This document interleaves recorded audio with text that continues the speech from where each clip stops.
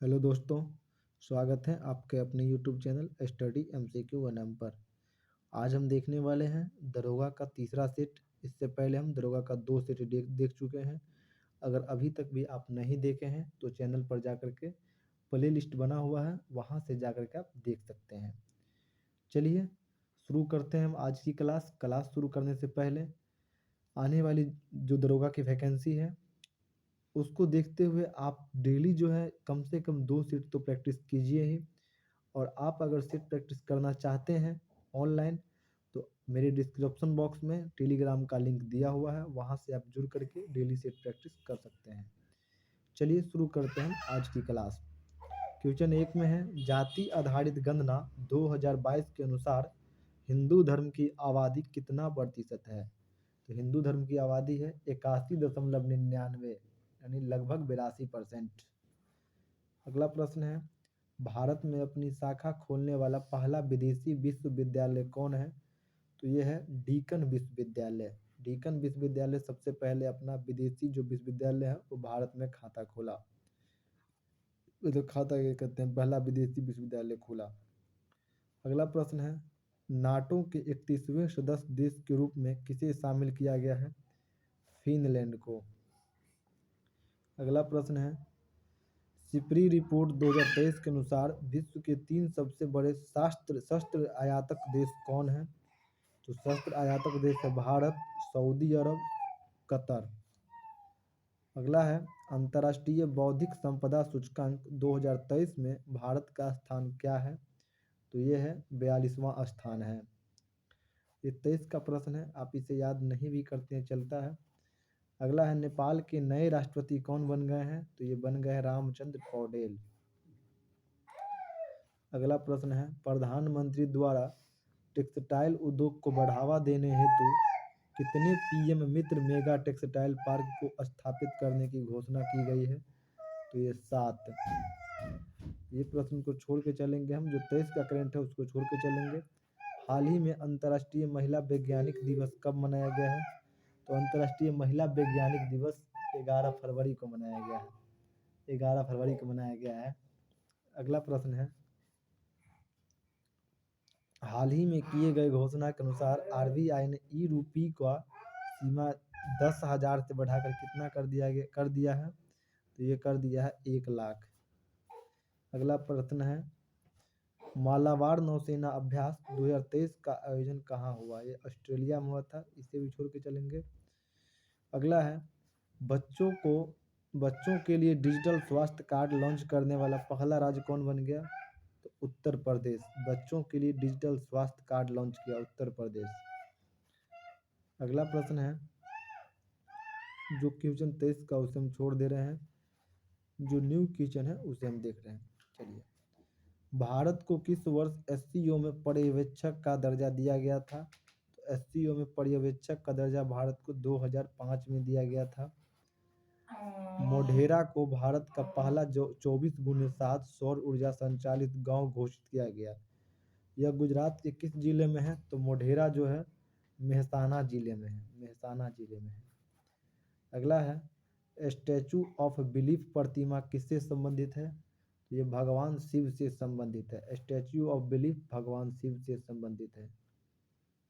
अगला प्रश्न है, उच्चतम न्यायालय ने किसकी अध्यक्षता में क्षेत्रीय भाषा में न्यायालयों के निर्णयों का अनुवाद करने हेतु समिति का गठन किया है?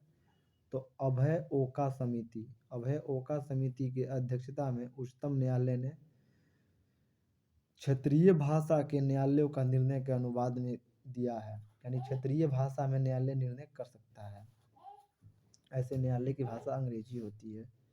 भारत की सबसे बड़ी स्कोप टनल की लंबाई कितनी है? तो यह है 272 km। अगला प्रश्न है, ब्लैक राइनो को संरक्षण देने के उद्देश्य से वन्य जीव संरक्षण बॉन्ड किस संस्था द्वारा जारी किया जाता है? तो ये वर्ल्ड बैंक द्वारा जारी किया जाता है। अगला प्रश्न है, किस संस्था द्वारा हाल ही में जीवन आजाद पॉलिसी का शुरुआत की गई है? तो ये जीवन आजाद पॉलिसी शुरू किया है LIC। अगला प्रश्न है, भारत के उपराष्ट्रपति का निर्वाचन के निर्वाचक गण द्वारा किया जाता है, जिसके सदस्य होते हैं संसद में दोनों सदनों के सभी सदस्य, यानी राज्यसभा और लोकसभा के सभी सदस्य। अगला प्रश्न है, संविधान के किस अनुच्छेद में उल्लेखित है कि अध्यक्ष के पास निर्णायक मत होगा, जिसका प्रयोग मतों की संख्या बराबर होने पर किया जाएगा?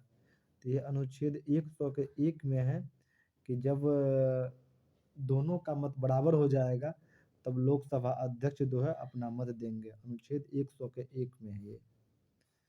अगला प्रश्न है, खाद्य मिलावट निवारण अधिनियम पहली बार कब लागू किया गया? तो ये 1954 में लागू किया गया था।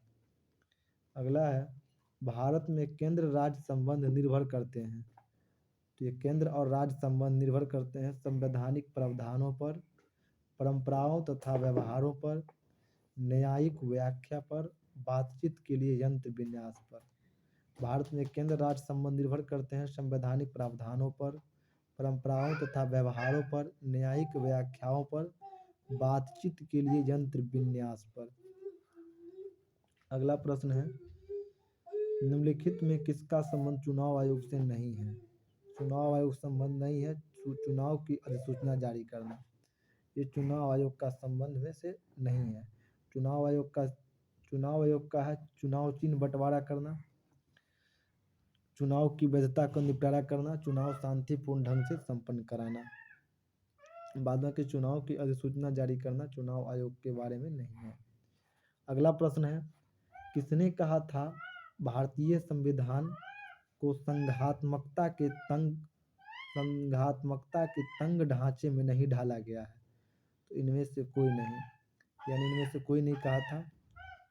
इसका सही उत्तर अगर हम जानना चाहेंगे तो सही उत्तर उसका हो जाएगा, ये अम्बेडकर ने कहा था कि भारतीय संविधान के संघात्मकता के तंग ढांचे में नहीं ढाला जा सकता है, ये BR अम्बेडकर ने कहा था। मेयर का कार्यकाल कितने वर्षों के लिए होता है? 5 वर्षों के लिए। मेयर का कार्यकाल होता है 5 वर्ष के लिए। अगला सूची 1 को सूची 2 से मिलाइए।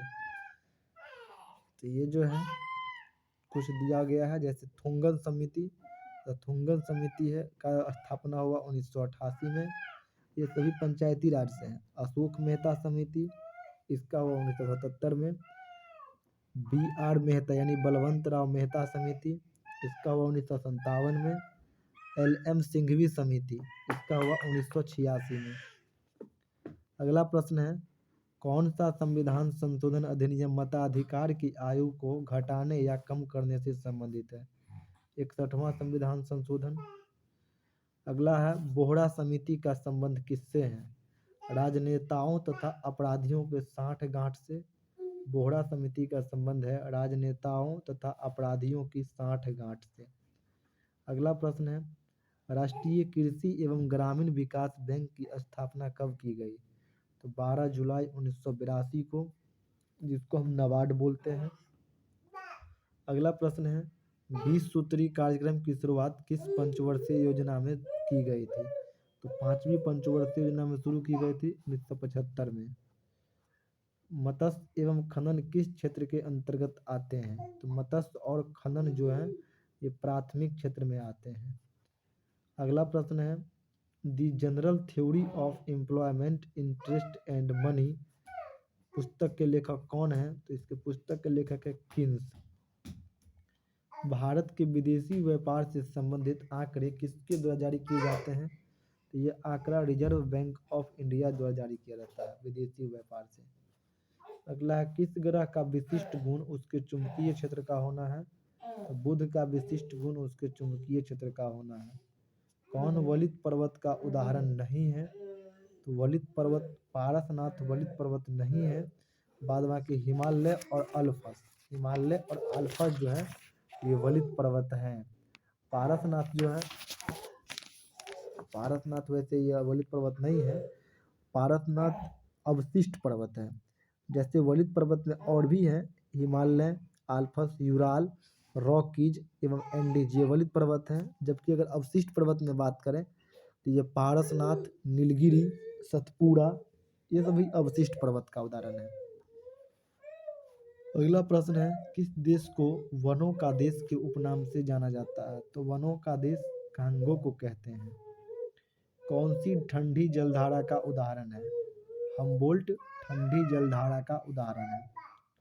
अगला है, कोयम्बटूर एवं कोचीन को कौन सा दर्रा जोड़ता है?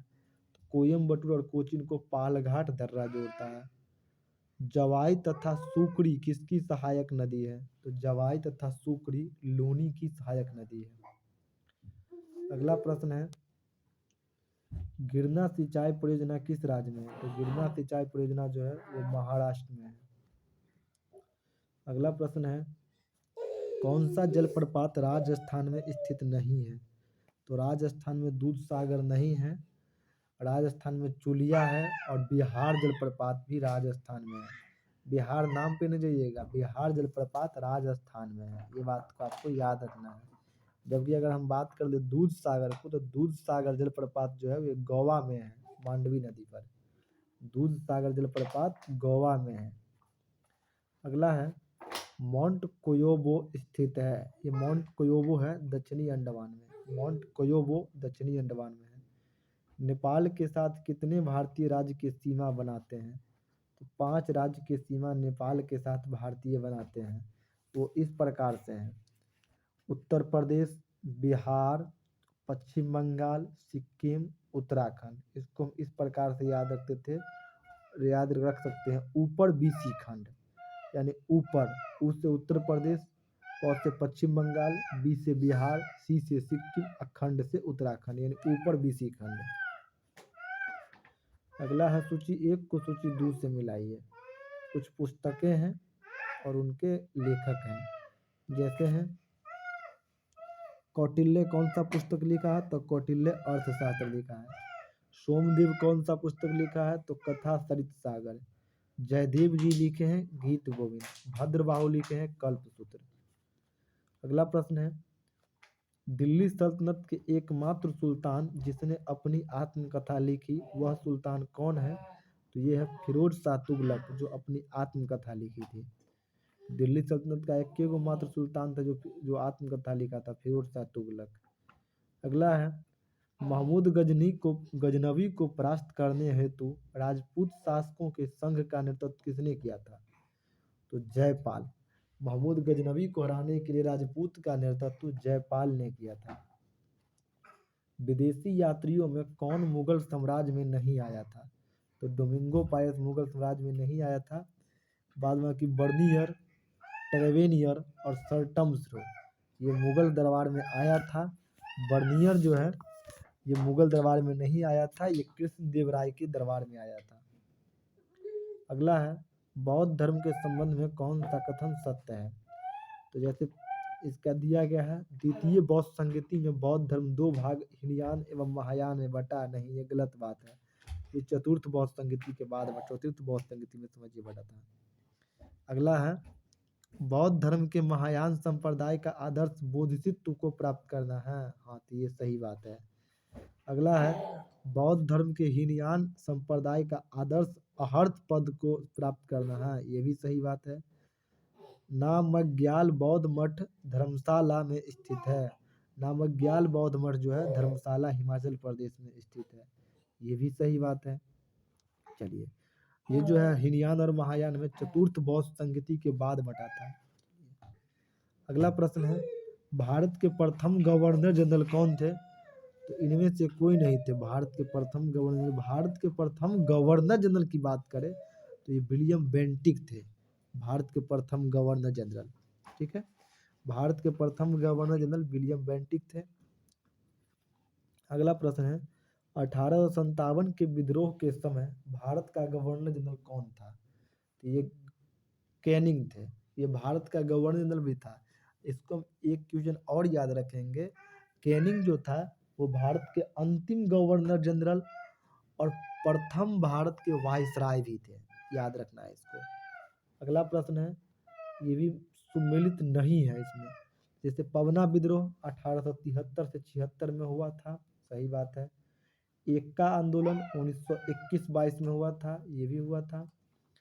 पवना विद्रोह बंगाल में हुआ, इक्का आंदोलन उत्तर प्रदेश में हुआ, याद रखना। ताना भगत आंदोलन 1913-14 में बिहार झारखंड में हुआ।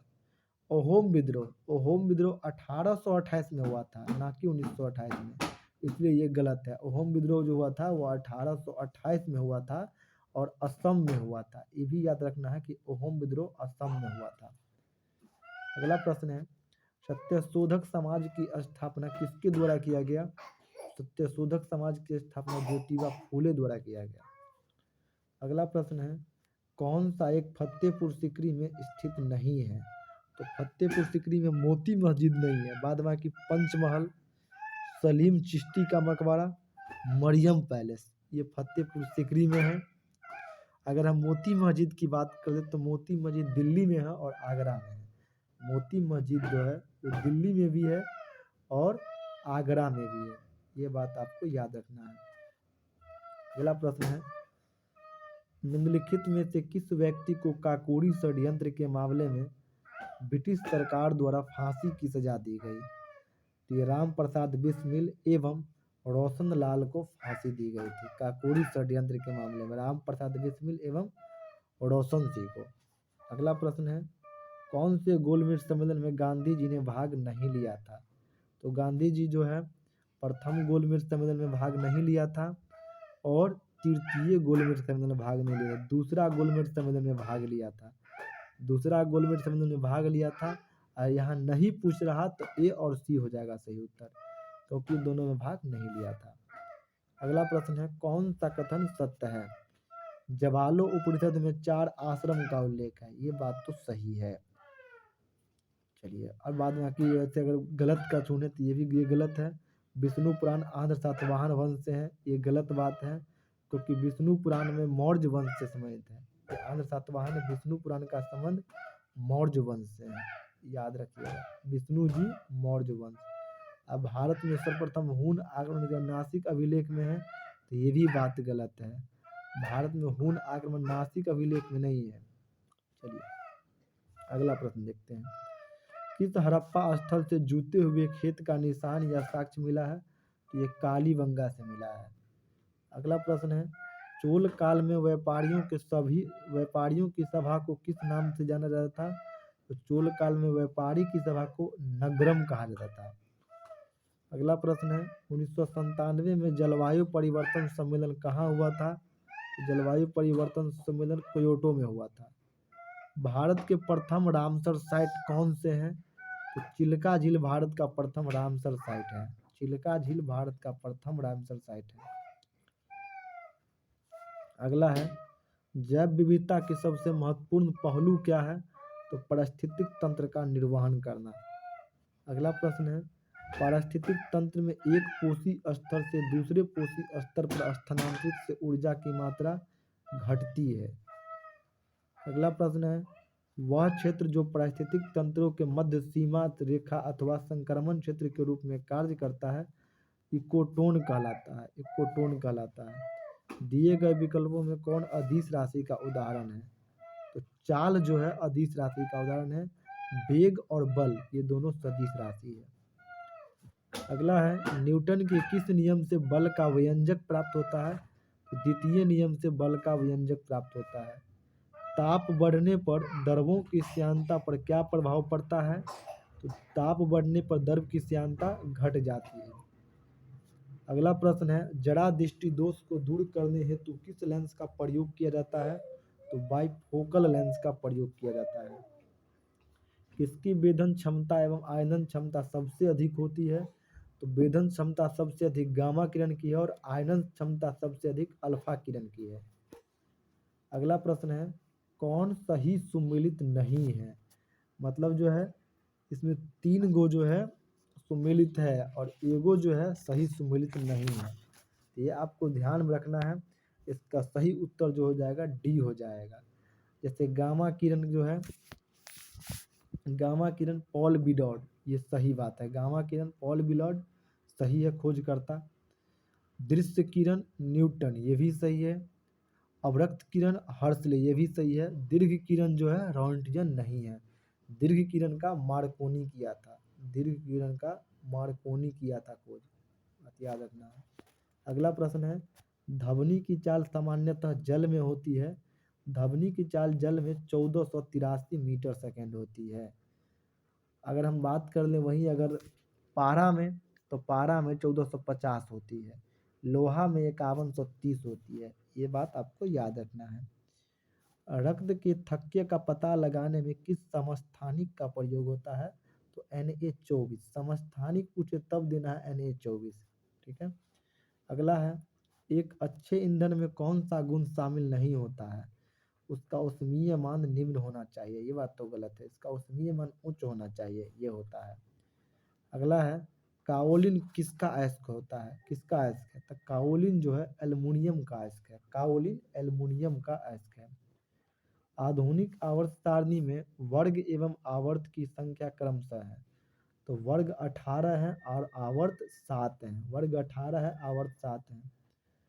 अगला है, सोरेनसन द्वारा पीएच स्केल किस वर्ष दिया गया? तो सोरेनसन द्वारा पीएच स्केल 1909 में दिया गया था। सोरेनसन द्वारा पीएच स्केल 1909 में दिया गया था। कोशिका विभाजन मुख्यतः कितने प्रकार से होता है? तो कोशिका विभाजन 3 प्रकार से होता है। अगला है, गंजापन के लिए कौन सा कवक जिम्मेदार है? तो ये है टिनिया केपिटस। टिनिया केपिटस गंजापन के लिए जिम्मेदार है। अगला है, चावल गेहूं एवं गन्ना किस कुल का पौधा है? तो ये ग्रेमिनेसी कुल का पौधा है। बौने पौधे को लंबा करने में कौन सा हार्मोन सहायक है? बौना पौधे को लंबा में जिबरेलिन सहायक है। अगला है, कौन द्वितीय उपभोक्ता का उदाहरण नहीं है? तो द्वितीय उपभोक्ता का उदाहरण बकरी नहीं है, बाद बाकी भेड़िया, मोर और लोमड़ी ये द्वितीय उपभोक्ता है। अगर हम बकरी की बात कर ले तो बकरी प्राथमिक उपभोक्ता में आते हैं। बकरी प्राथमिक उपभोक्ता में आते हैं, बकरी द्वितीय उपभोक्ता नहीं है। ठीक है। अगला प्रश्न है, राइबोसोम का नामकरण किसके द्वारा किया गया था? तो रिचर्ड बी रॉबर्ट। राइबोसोम का नामकरण रिचर्ड बी रॉबर्ट। समसूत्री विभाजन के बारे में कौन सा कथन असत्य है? सबसे पहले, समसूत्री विभाजन, यह विभाजन कायिक कोशिका में होता है, तो होता है। इस विभाजन में बहुत ही कम समय लगता है, ये बहुत कम समय लगता है। इसकी सबसे छोटी अवस्था प्रोफेज है, सही बात है। इनमें से कोई नहीं, मतलब सभी सही बात ही है, असत्य एको को नहीं है इसमें। अगला है, कौन सा एंजाइम अग्नाशय द्वारा स्त्रावित नहीं होता है? तो पेप्सिन एंजाइम अग्नाशय द्वारा स्त्रावित नहीं होता है। अगला प्रश्न है, यूरोपियन कमीशन का मुख्यालय कहाँ है? यूरोपियन कमीशन का मुख्यालय ब्रुसेल्स है। अगला है, रेड क्रॉस को अब तक कितनी बार शांति हेतु नोबेल पुरस्कार से सम्मानित किया जा चुका है? तो रेड क्रॉस को 3 बार शांति का नोबेल पुरस्कार मिल गया है। अगला है, मांडी झागोर नृत्य का संबंध किस राज्य से है?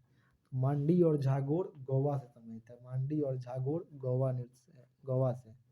बीसी राय पुरस्कार किस क्षेत्र में दिया जाता है? चिकित्सा क्षेत्र में। द कंपनी ऑफ वुमेन पुस्तक के लेखक कौन है? Khushwant Singh. The company of women, Khushwant Singh.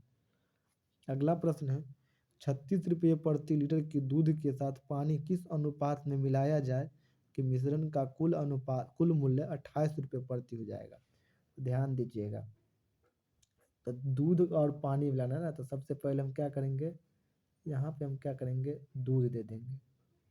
उसके बाद यहाँ पानी, दूध है 36 रुपये और पानी 0 रुपये। ठीक है, 28 रुपये लाना है ना, तो 28 रुपये। अब 36 में से 28 गया मतलब 8, और 28 में 0 गया 28। तो ये क्या अनुपात में कर जाएगा? 7 चौक 28 और 7 दूनी 4 दूना 8, यानी 7:2 में। 7:2 कहाँ है? 7 ऑप्शन डी में है। 7 जो है ये ऑप्शन डी में है। ऑप्शन डी में है 7:2। चलिए, अगला प्रश्न है, ए अकेला एक कार्य को 20 दिन में समाप्त कर सकता है, जबकि बी अकेला इस कार्य को 25 दिन में समाप्त कर सकता है। दोनों मिलकर 5 दिन कार्य करते हैं, फिर बी काम छोड़कर चला जाता है। शेष कार्य ए अकेले कितने दिन में करेगा? सबसे पहले ध्यान देना आपको, काम का दोनों का पहले देख लीजिए। 20 और 25 का एलसीएम निकाल लीजिए, 20 और 25 का एलसीएम।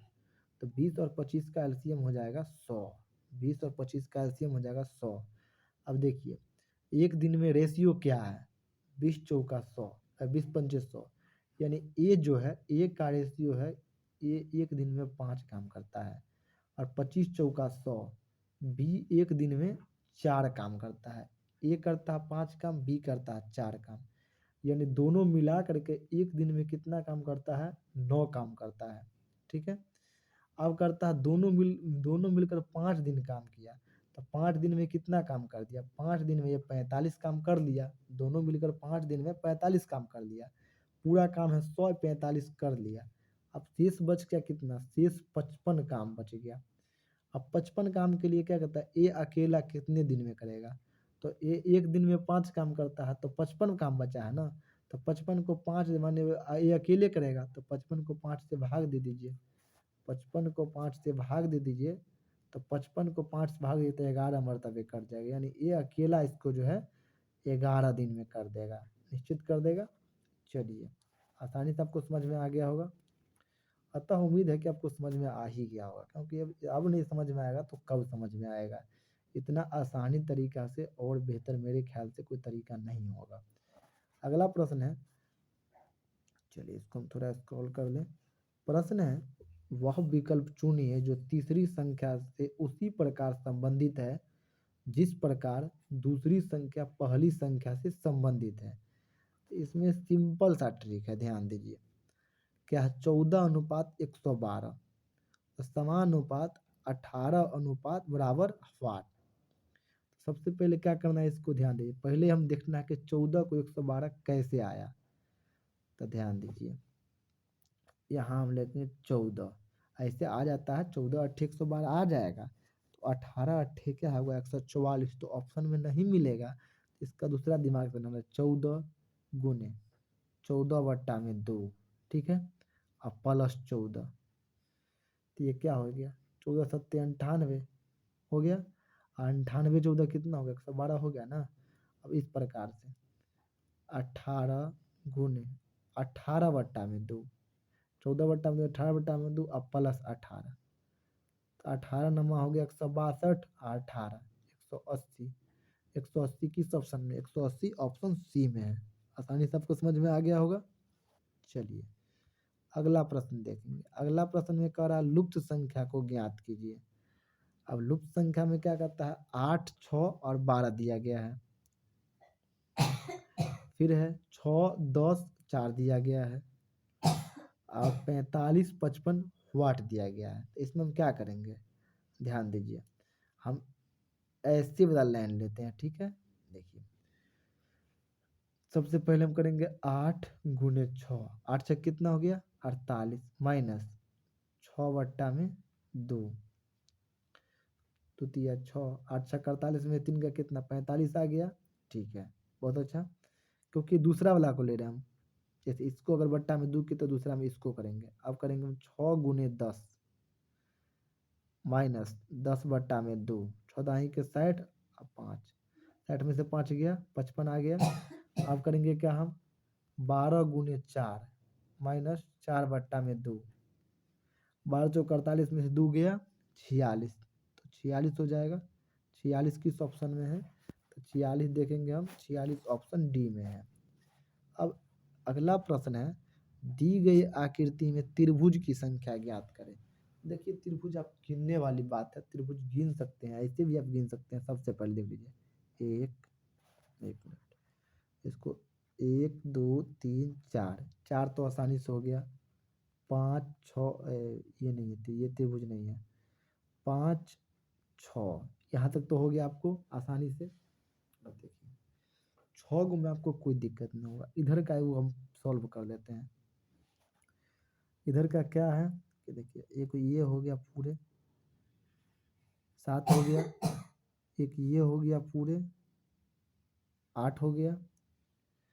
अब अगर हम बात करें तो ये पूरे हो गया ना पूरे 9 हो गया। चलिए इधर का कहानी खत्म है। अब उधर चलते हैं उस साइड, इसको हम स्क्रॉल कर दे, चलिए 9 यहाँ तक हो गया था। अब यहाँ क्या करेंगे ध्यान दीजिए, एगो ये वाला हो जाएगा, 10 हो गया, एक ये वाला हो जाएगा, दूगो को ले रहे हैं, 11 हो गया, एक ये पूरा हो जाएगा, 12 हो गया। चलिए उसके बाद अब दूसरा कलर से देते हैं, 12 हो गया, उसके बाद हम इसको लेंगे, 13 हो गया, यहाँ से इधर 14 हो गया, उसके बाद एक पूरा ये हो गया, पूरा ये हो गया, 15 हो गया। चलिए अब अगर इसको बात करें हम एक बार, तो एक बार ये भी हो गया, एक ये पूरा हो गया, 16 हो गया, एक ये पूरा हो गया, 17 हो गया। चलिए यहाँ तक तो हम देख लिए 17। अब देखिए, अब एक जो त्रिभुज है, एक दो त्रिभुज, वो आपको थोड़ा सा ध्यान देना पड़ेगा। थोड़ा ध्यान क्या है, यहाँ देखिए, एक यहाँ से भी त्रिभुज है, एक त्रिभुज है, अच्छा ये लिए थे, एक ये त्रिभुज भी है, ये पता नहीं ये ले लिए थे, जो भी लिए थे, बाद बाकी जितना भी है पूरा मिला करके टोटल जो आप गिनती कर दीजिएगा, तो लास्ट में आपको काउंट करके कोई छूट गया होगा, आप बनिएगा तो लास्ट में आपको 19 त्रिभुज आ जाएगा। ठीक है, चलिए तो आज की हम क्लास यहीं समाप्ति करते हैं, मिलेंगे अगली वीडियो में।